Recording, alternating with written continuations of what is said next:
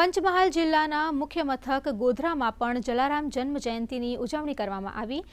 વાવાડી બુઝુર્ગ વિસ્તારમાં જલારામ બાપાનું મંદિર આવેલું છે। જલારામ જયંતિના અવસરે મંદિરને રોશનીથી શણગારવામાં આવ્યું હતું। વહેલી સવારથી મંદિરમાં મહાઆરતી, પાદુકા પૂજન, ધ્વજારોહણ સહિત અનેકવિધ ધાર્મિક કાર્યક્રમો યોજવામાં આવ્યા હતા।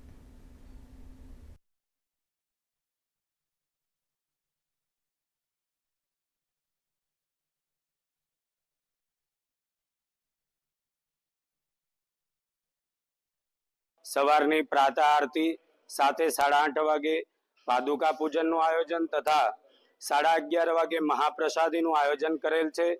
સૌ ભક્તોને જલારામ મંદિર ખાતે દર્શનનો લાભ લેવા માટે તથા મહાપ્રસાદીનો લાભ લેવા માટે હાર્દિક આમંત્રણ છે।